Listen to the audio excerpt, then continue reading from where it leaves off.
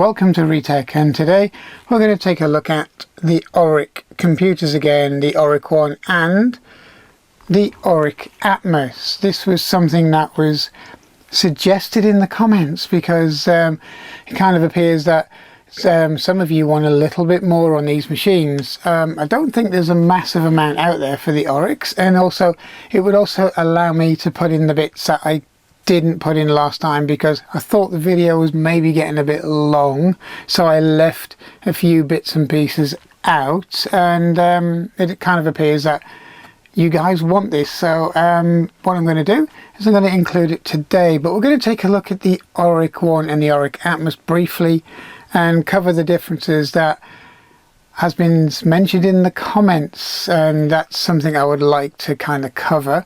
And then we're going to look at a piece of hardware for the Oric computers, both the Oric One and the Oric Atmos, and it's been out not very long, maybe 6 months that I've known about this, probably a little bit longer, and it's something that I think that's quite useful for owners of these machines to have. So let's have a quick look at the Oric One and the Oric Atmos, and also we're going to have a look at this new piece of equipment that's been specifically designed and built for the Oric machines. So let's take a look. Okay, so you can see we've got the Oric One here, and it's the same machine that was in our previous two videos, and as you can see, it's a nice looking machine. I quite like it, but this is not really a review of it because we've done a review of the Oric One on its own, but today we're just looking at it from a point of view of the differences and the bits that was suggested that I kind of cover for these machines. So the machine itself hasn't changed, you can hear it working as normal. So what we're going to do is going to have a look at the screen.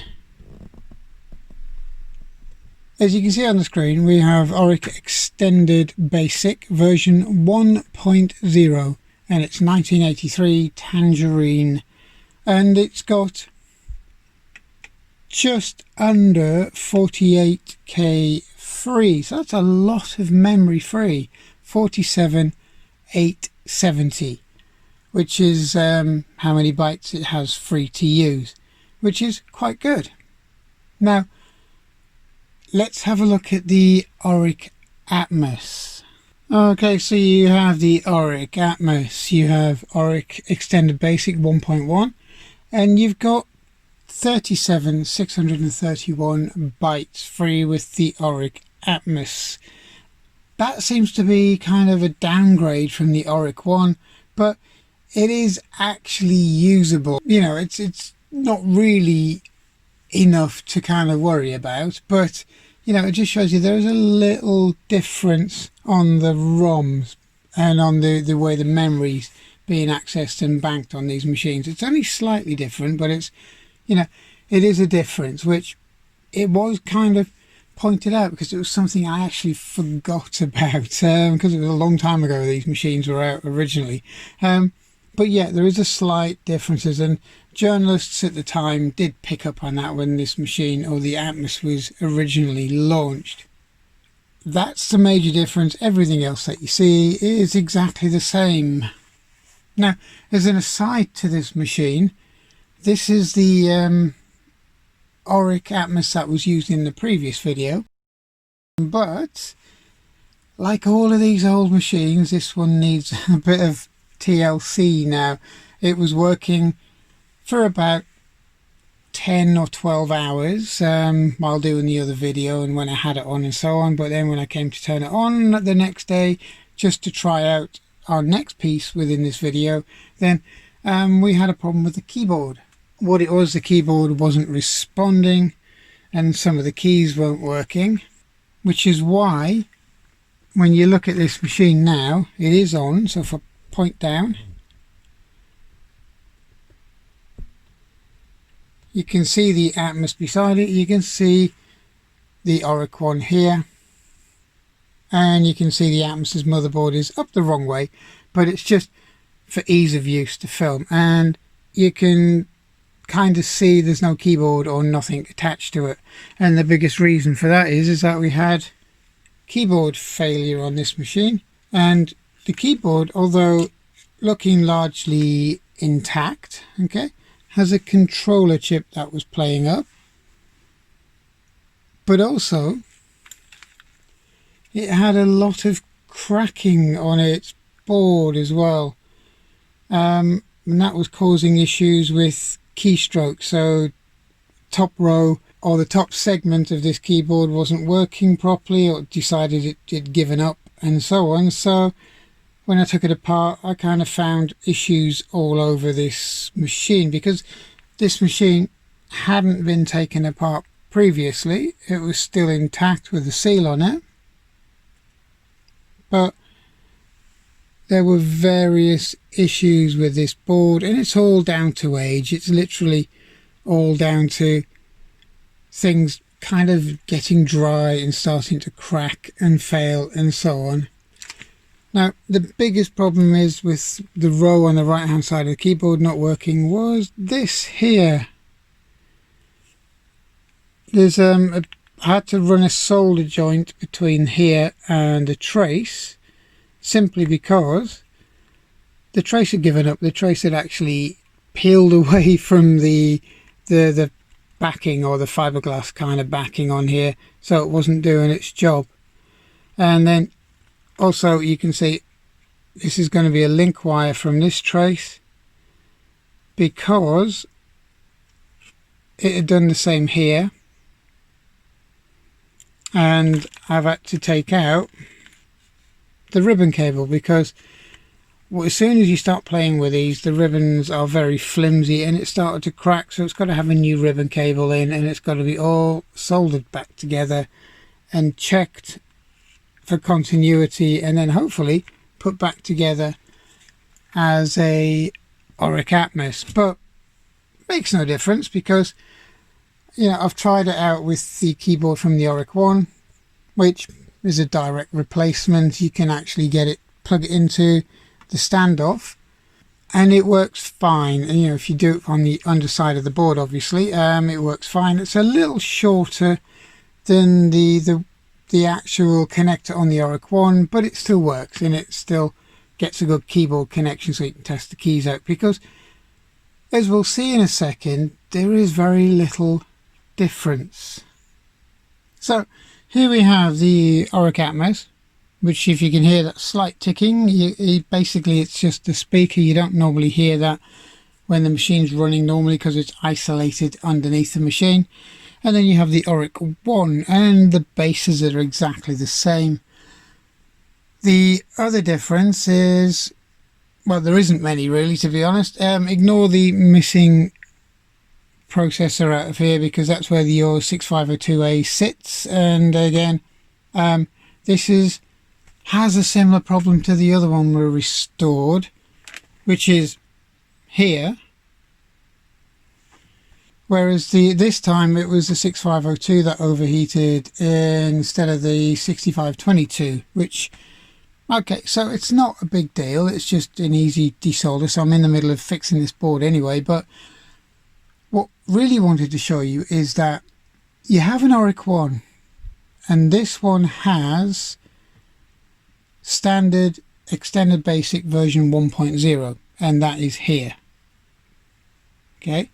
You have your 6502A and your 6522, your sound chip, your AY sound chip, your ULA, memory, and so on. So if you look at the way it's laid out, it's it's quite neat. It's very ZX Spectrum-esque. It's got a big speaker here, voltage regulator here, an actual reset button there, which is kind of hard to get to when the case is on, to be honest. And it's it's not massively complicated in the way it's set up, and it's very neat. It's a very neat little board. Now, this is the later model. This is the Atmos, okay?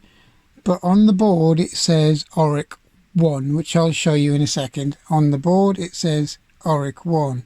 They both say designed by Tangerine systems designed by Tangerine Systems Limited, both the same on each board. You have your extended basic 1.1, which is here, 6502A, 6522 AY sound chip memory. So there isn't a lot of difference. The memory's exactly the same. Everything's exactly the same, but they've cut costs on the Atmos version. The Atmos, most of their chips aren't socketed, so you've got socketed ULA on here. You have two more socketed ICs here, just to give you an idea. And then on the Atmos version, well, it's soldered directly to the board, and these are not in sockets either.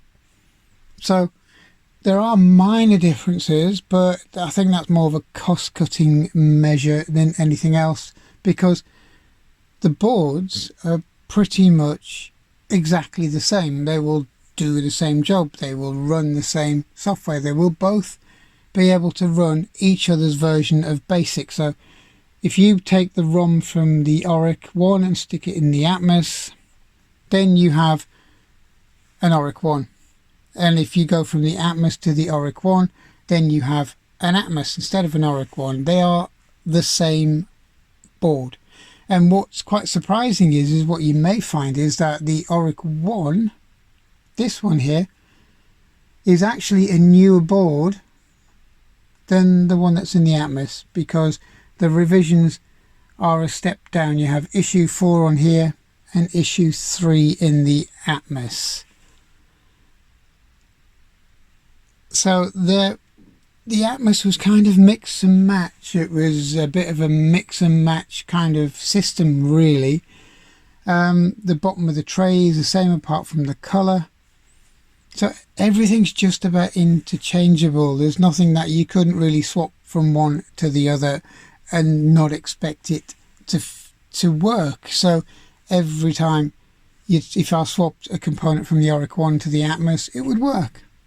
The machine would still power on and it would still do the same job, more or less. So very little difference.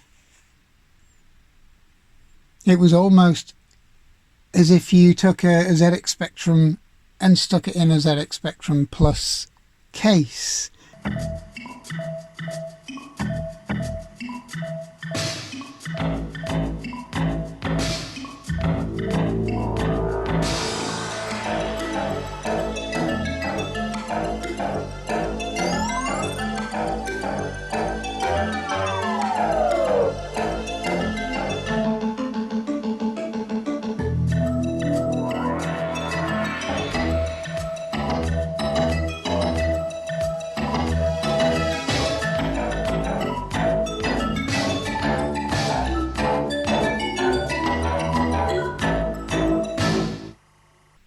Now, why the discrepancy on memory size between the two machines? You know, you're not talking a lot of, to be honest, you're talking K, you're not talking like tens of K or more. You're basically talking a few kilobytes difference.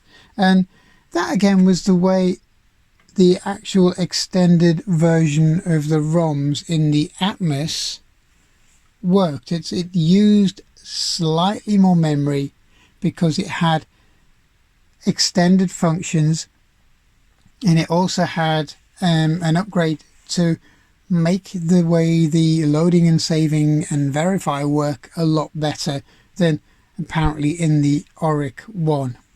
But what you will find is there was a lot of Oric 1s which had the Atmos ROM in it. The Atmos ROM was actually incorporated into the last Oric 1s that were sold. The Atmos ROM was also bought as an option to upgrade an Oric 1 to an Oric Atmos. So you may find that you have an Oric 1 that is basically identical in ROM and revision to the Oric Atmos, even though the Atmos is probably going to be on an older board.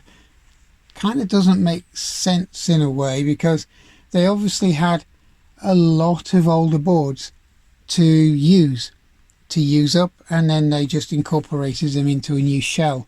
Doesn't really detract from the machines though, because the machines were quite good. They were really good for their time, and they weren't hugely cost reduced, but the keyboards, even though the Oric Atmos one was a nicer feel to it, the keyboard, as I said previously, was squashed, very similar to the Texas Instruments, but the ribbon cable connecting to the keyboard was about as cheap as you could get. That was it. I mean, that's it. It's not brilliant at all.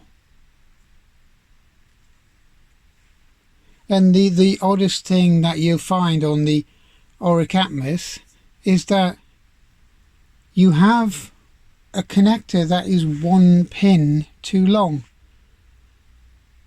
So you always have an extra pin which isn't actually doing anything on here, or rather an extra socket hole on this which doesn't do anything. It doesn't go anywhere, it doesn't plug into anything. And if you plug an Oric 1 keyboard onto an Atmos, it'll work. And there's been a lot made about the function key on the Atmos keyboard. The Atmos keyboard here, you have one key right down the bottom, and you know, it didn't do anything. It wouldn't really do a lot on the basic machine. If you basically took it out of the box, powered it on, the function key didn't really appear to do anything at all. But it was one of those keys that you could use because you could use it for something else. You could set the key up or program the key to be used for whatever you really wanted it to be used for. And it was only because of a spare line on the matrix. The matrix hasn't changed. It was just a spare key on the matrix that could be used. That's one of the biggest reasons why they filled that gap really in the keyboard. There's very, very little difference between the two machines overall. Now, compatibility wise, right, they are as compatible as their ROMs are going to be. Okay, so if you want 100% compatibility out of an Oric Atmos, you put in an Oric 1 ROM, because then you can run nearly every single program that was ever written for the Oric machines, because the Oric 1 was out first. Because there were some compatibility issues again with where the memory map lied slightly on these, and where the memory registers, which ones were being used and which ones weren't, especially at that upper end where it stole a little bit of memory for the extended ROM. Now that did cause problems with a lot of software. So you'd find on a cassette you'd have an Oric 1 version of a game on one side and an Atmos version on the other side. But then again, you know, it was a sign of the times. The ZX Spectrum had the same issues, and you know, the Spectrum 128 had the same issues with certain 48K software and so on. So it wasn't unheard of. It wasn't the be all and end all. It didn't actually break the bank, so to speak. But compatibility wise, the ROM out of the Oric 1 is probably the best one to go for, especially in the UK, because as I said, they didn't sell a massive amount of Atmoses in the UK. They did in Europe, where in Europe it was probably better to go with the Atmos ROM, which is why there were so many Oric 1s fitted with the Oric Atmos ROM and so on. So it's kind of swings and roundabouts, but they are overall virtually identical machines. There's very, very little to choose between them. So if I put this board in the Oric Atmos, in the Oric 1 case, sorry, with the Oric 1 ROM and with the Oric 1 key top and keyboard on it, you would never know the difference, especially because it's an older revision in the Atmos compared to the original in the Oric 1 on this machine. And some people are going to say, well, there was 2 ROMs in here. There was 2 ROM sockets, you know. Well, yes, there were versions with 2 ROM sockets and they had to be filled. And that gave the extended basic and so on. And it was revisions. It was basically, if they could cut costs and put everything into a single ROM, that was going to save them money. If they could cut costs and remove some of the sockets, that could save them money. Because, you know, why would you really need a socket for a brand new machine when it can go straight into the board? It's a money saving game. If you can save a penny off of every machine that you build, it soon adds up and it makes a big difference. And if you just had an Atmos like this and you really did like that one, or you just wanted to be a bit funky, you can drop this keyboard onto this case and you could have an Oric one with an orange base on it. They are that interchangeable. So back with the working Oric one, and we all know that cassette loading on these machines were not great. They were never good, probably never would be good, and it kind of makes you think there's got to be something a little bit better out there, and there is, surprisingly enough, for these machines, and it's called the Erebus. It's kind of an Oric version of the emulated disk drive for the Commodore 64s, or the emulated cassette drive for the ZX Spectrum, etc. Okay, so it relies on tap files. It plugs into the expansion port, so it has a direct line into the actual CPU itself. It's got a direct line into the data bus, and that makes it very reliable and very quick. Now, Erebus, not to be confused with the disastrous plane accident. They've located the craft, had 257 people on board, including crew, which lost quite a few people's lives. It's something you may want to look up on, you know, YouTube, etc., and aircraft crashes if you're into that kind of thing. But it's kind of an unfortunate name, really. Probably was chosen for something other than that, but that's kind of what springs to mind when you say Erebus. But there you go, it's just probably me. So the machine plugs in via what looks like a standard ribbon cable that you would find on a floppy disk drive inside of a PC, etc. And you know, that makes it very reliable. It's quite robust, really, and they've given you a fair amount of cable with it, so you could lay it flat on the desk, or, you know, keep it out of the way, which is quite nice. So it doesn't directly kind of plug in and dangle out the back. It's got its own cushion and its own way of forming, so it sits neatly on the desk. And obviously, if it just plugged in the back, then any wobbles from the machine might make it not work. Now, it's quite a neat little thing. It's probably designed around the Oric Atmos more than the Oric One, because the Oric One has a very different styling to its badge than the Atmos. And they changed that style basically when they changed companies, when it was bought out, and everything got rebranded. So then what is it? It's an easy way and convenient way of loading your programs, and the easiest way to show you is to actually do it. Okay, so we're on screen, and all you need to do is type, as if you were to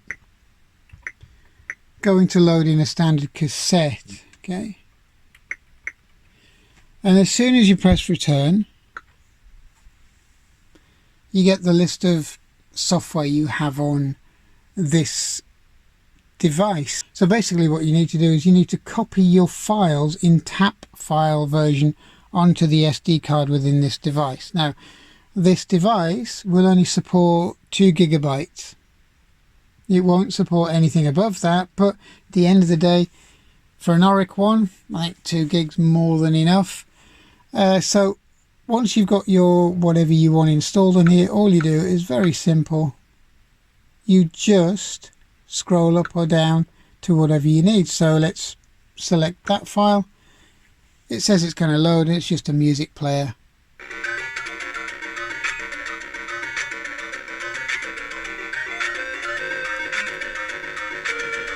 It's alright. Sounds a little bit AY sound chipish, like using the ZX Spectrums and a lot of other machines, including the MSX machines, but it's a massive step up from the ZX Spectrum. It's not that bad really, but you know, it's of the time.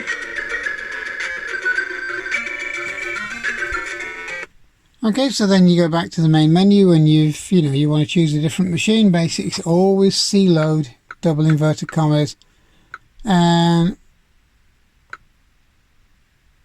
just select that one.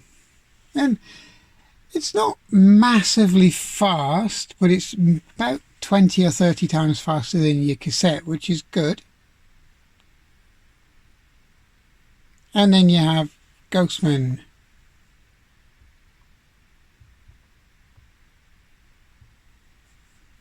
And it's just another Pac-Man clone.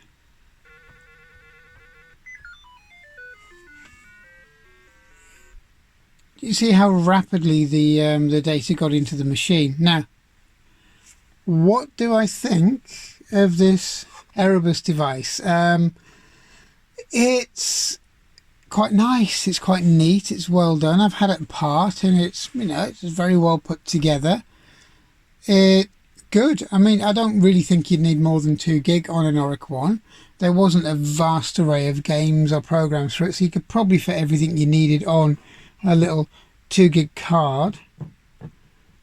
And it makes a massive difference to the Oric One. It makes the machine usable. It makes an Oric Atmos usable, because using cassette is just an ache. It's a pain. It's too slow. It doesn't work most of the time. So you'd be pulling your hair out and giving up on even using this machine because of it. It's a worthwhile addition to an Oric One. It's a worthwhile addition to an Oric Atmos.